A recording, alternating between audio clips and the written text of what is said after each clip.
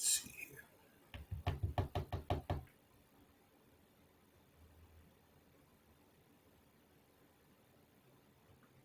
Good morning, everybody. You all come on in. Give you a minute to get in here. And there we go. Let's do it like that. All right. Pastor Jordan, God bless you, my brother. God bless you, man. God bless you. Good to see you on this morning. Say hello to everybody. As always, it's a wonderful day to give the Lord praise. He is good to us. And as I have said often and frequently, he is better to me than I am to myself. And I promise you, he treats me better than I treat him. That's a fact of life. At any rate, it's a great day. And we're thankful to God for this opportunity. Give you an opportunity to come on in. Good morning to Barbara Lynn Nelson. Good morning. One of my spiritual daughters across the country. Linda Robinson, hello to you. Again, you all come in. I'll give you a second or two to get going here. And we're going to go in deep. Brother Orlando Williams. Hey, sir. Gerald Harris, Alicia Davis on Facebook, Instagram. Lady Lisa Washington. That's my friend. Lady Washington is my friend. That's right. She's my friend. Y'all better not mess with her. That's my friend. And Lincoln better not mess with her. I hope he's listening. All right. Good morning. Good morning. Let's get going. I'm a firm believer in being responsible for my actions, and frankly, acknowledging, myself, my decisions, my choices, the consequences. And I teach and I mentor, I coach, I empower people with the understanding that you have to take charge of your destiny, your journey in life.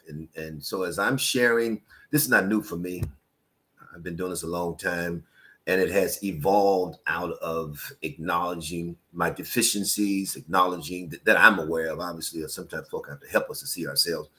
But the bigger picture is control what I can control about me, work on me constantly. That's an everyday process. So we talked about how to wait on God, and I want to emphasize, you can wait on God in the wrong way. We can mess up some stuff waiting on God. And I mentioned Monday, the third step of waiting on God is the preparation period, the action or process of making ready or being made ready for use or consideration. There's a process to this whole thing of waiting on God. And I gave you Wednesday, during the preparation period, the Holy Spirit teaches us spiritual disciplines. Now, we got to pause and recognize, it's not just about getting the stuff or, your body getting healed or your degree and all those things we ask God for along the way of the journey we call life. But there's something else God has on his mind. There's something else on God's mind, brother. So spiritual disciplines are spiritual exercises that one engages in habitually, which brings one closer to God and thus become godlier in character and behavior. My God, I feel God already. So what are they? What are those spiritual disciplines, spiritual exercise? What are the spiritual laws? There's 7 of them. All right. If you're serious about change and transformation, if you're serious about your journey with God and becoming more like Jesus in your life, I'm going to tell you how to do it. Number 1, I will make every effort to seek my fulfillment from God.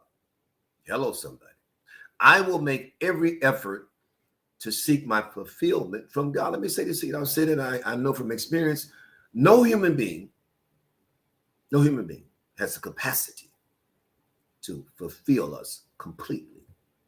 No person. And we all have made the mistake of looking to people to fill that void and that lack in our lives. Again, we're talking about these are disciplines now you have to acquire and establish.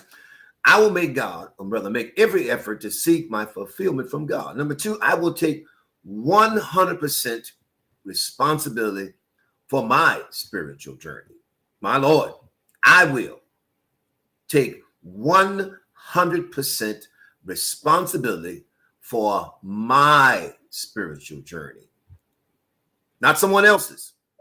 Because often people are trying to work on other people and their spiritual journey and helping them to find God, and then they neglect themselves. It's not someone else's responsibility for your spiritual journey. I know that to be true. Number 3, I will make God, not people, the center of my life. Now, sometimes we're a little slow. All of us, we've been a little slow, and we've been disappointed, and we have disappointed. Hello, somebody. Here's the point. I will make God, not people, the center of my life. I will, personal pronoun, I will make God. That's my space. My space is this, is that God is the center of my life. And with that in mind, everybody else that don't add to that process, don't add to that mantle, is a distraction. Hello, somebody. I felt God with that. A distraction. A distraction. Whenever you allow people to become the center of your life, that's a distraction, ladies and gentlemen. And it affects your spiritual discipline and your ability to wait on God. My Lord. Number 4, develop a prayerful lifestyle. Not this silo, you're locked in a room for, for 3 days, for 20 days. That's all good. That's wonderful. But real prayer life is developed, hear this today, in real time. Because I've been on fasts and shut-ins and long prayer vigils and all that stuff, man. It's when I come out. It's when I come off the fast. That really develops your prayer life. It's in the heat of the battle. Think about Daniel. Daniel prayed, listen to me, 3 times a day. But check this out. That was the foundation. But the real test for Daniel was when he was told to stop praying, and he continued to pray, and he's thrown into a lion's den, you all. Wow. That's real talk, man. So develop a prayerful lifestyle where you're not just in a room somewhere, but in life, in tests and trials and tribulation, you have a prayerful mindset. You have a God conscious. That's what prayer is all about. It is keeping God on your mind. That's what prayer is about. It's not all about just being locked in a room. Because when you come out, you still got to face life. You still have to have the discipline while you're waiting on God, to pray while you're waiting. Number 5, invest in your spiritual development. Invest. What are you doing? What are you reading? What are you studying? What are you researching? Are you going to small groups in your church? Or you going to Bible class? Or you're part of the curriculum in your ministry? What are you doing for your spiritual development? You're waiting on God. While you're waiting, you might as well get better in being like him, being like Jesus, that is. So you're working on your spiritual development, all right? Number 6, I will discipline my mind, emotions, and will. I will, because I'm waiting on God. I'm waiting on God. So while I'm waiting, I will discipline my mind, emotions, and will. Tripart, all collectively, all together. I will discipline my mind, my thoughts, my emotions, how I feel, how I respond to situation, and my will. While I'm waiting on God, man, because you're going to be challenged. You're going to go through tests and trials. Hello, somebody. While you're waiting on God. Yes, while you're waiting. While you're waiting. Your mind is being bombarded with stuff, situations. Man, I'm sitting there thinking about stuff I went through and even going through. If I don't have the right mind, the right discipline for my mind, my emotions and will, do not lead me to myself. I'd probably have a prison ministry right now. That's real talk with the bishop. But because I understand what's required of me while I'm waiting, I have to be intentional with my thoughts, with my emotions, and my will. My God, help us. Number 7, and I'm closing. Number 7, I will live a life of humility. Humility is not weakness. Humility is strength. Whew. That's real talk. Humility is strength, man. Humility is not weakness, but humility is strength. When I can be quiet, when I can hold my peace while I'm waiting on God, when I can stand still when the pressure of life is coming at me, when I can restrict my words, restrict my response, that's strength, man. Anybody can go off. It don't take much mental mass to be a fool. Anybody can act crazy. Hello, somebody. I'm waiting on God. I have to live a life of humility. It's not just a momentary sensation, but it's a lifestyle. It's painful too. It's not easy. It's difficult to be humble. But once you acquire the stamina and the wherewithal and the capacity to do it, that's just, I have to do this. I have to be quiet. I have to hold my peace. I have to, I have to go to the meeting. I have to engage this person. Because why? Because I'm waiting on God. I don't want pride to override my humility to the degree that now I'm in a place where I can't hear God talking to me. Proverbs 15:33 says, the fear of the Lord is the instruction of wisdom, and before honor is humility. Let me say it again.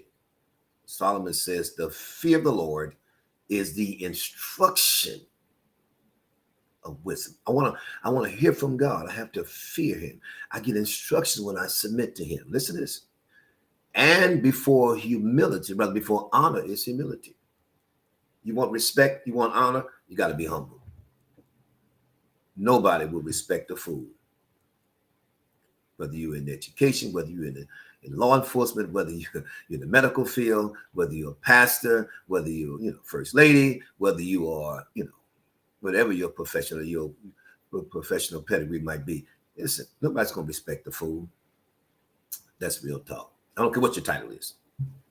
A fool is a fool. Empty head. The word aphron, Greek. Fool means empty head. Break it down, Bishop. Empty head. So you want respect, you want honor, you got to know how to conduct yourself, even when there is contention and when there's confusion and where there's strife and where there's persecution. Because what I don't want to do is miss the opportunity that God has already established for me in terms of my growth, my development, and my promotion. So I'm waiting on God. How? I got to have these disciplines in my life. And it takes time to get there, but you can do it. I believe in you. You can do it. But you got to believe you can do it.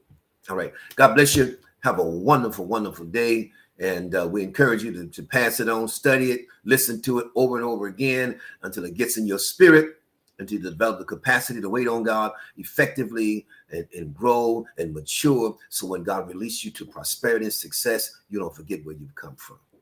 You've gotten there. And so when you praise him, hey, this praise is for real. Praise is what I do. Yeah. All right. Y'all be blessed. Have a wonderful day. You can do it. God bless you.